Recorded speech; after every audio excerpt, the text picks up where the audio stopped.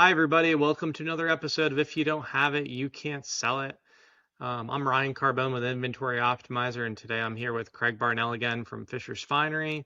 And if you were watching our previous episode, we talked about our advertising feature and and we ended it with what do you do when cutting ad spend doesn't slow sales enough? And you're still going to run out of stock. So that very question came up during the development of the advertising feature and spurred the next feature, which is our repricer, which is repricing based around inventory. So on that note, I'm going to hand it over to Craig, who's going to talk about this.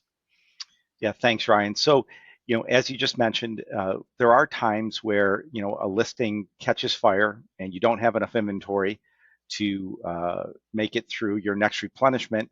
And so the first thing we did is what we talked about in the last video is on an ASIN level, we pause advertising on individual ASINs, leave the campaigns running for other products, but we pause it.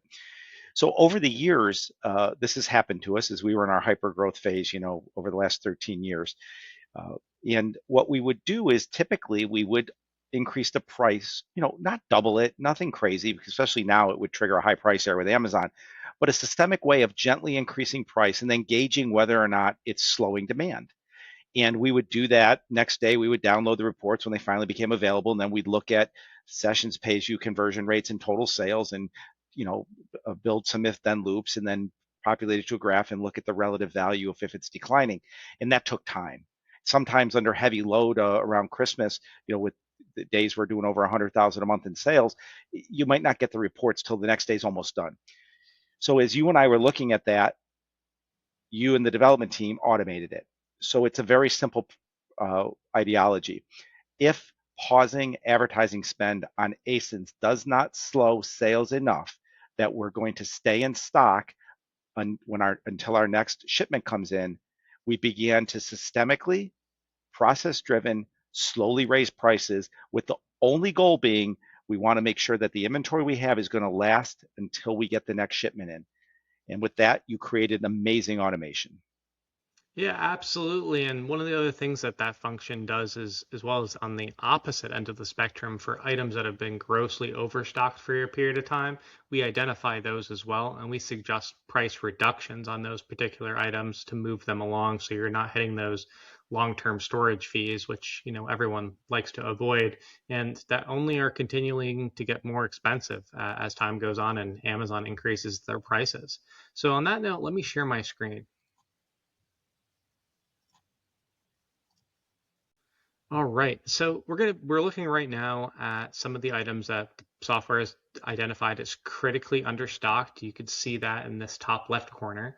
And these are what we're suggesting. 257 of these items are for price increases, and 52 of them are these critically understocked items where we're saying that you should be increasing the price on them.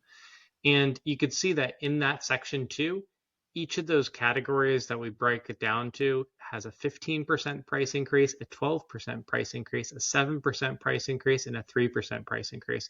And I'm going to let Craig explain why we selected those percentages, because something awfully bad can happen if you get those percentages wrong and increase your price too quickly.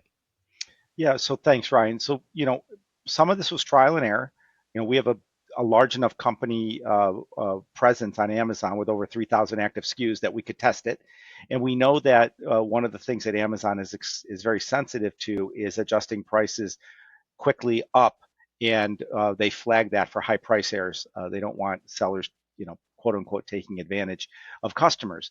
So through trial and error and in a systemic process of measuring, we determined that anything under 15% typically does not trigger a high price error. So when you're mildly understocked, gentle price increase, 3%. Our software is going to recalculate your horizon of how much inventory you've got to replenishment. And if it moves to in stock, it's going to let us know. But if it stays in mild stock or it doesn't drop it enough, we're going to continue to flag it and continue to gently move the prices. But when something goes to critical, like Prime Day just ended, we had one product.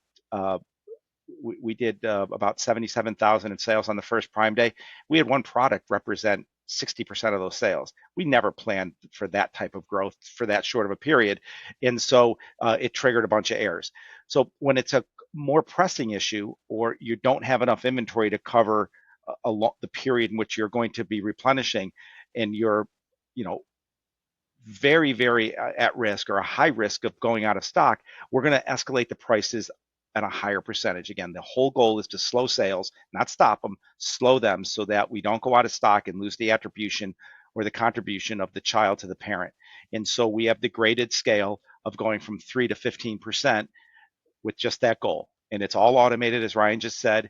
If the sales rate drops enough, it's going to flag it and start to bring the price back down so that we don't, kill the listing.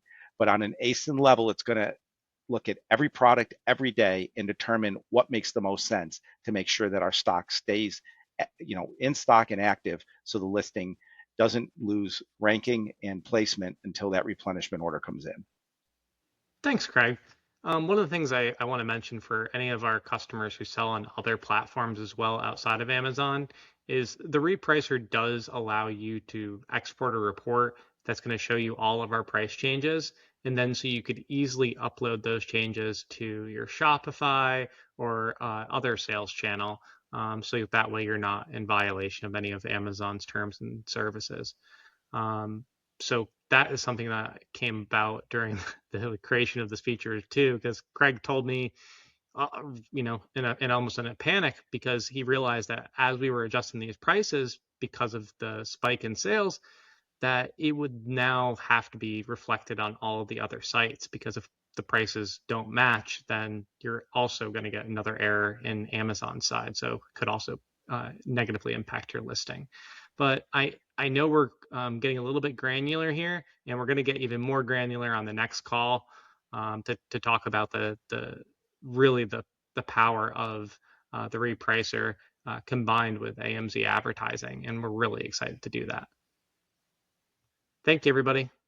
Thanks, Ryan. We did give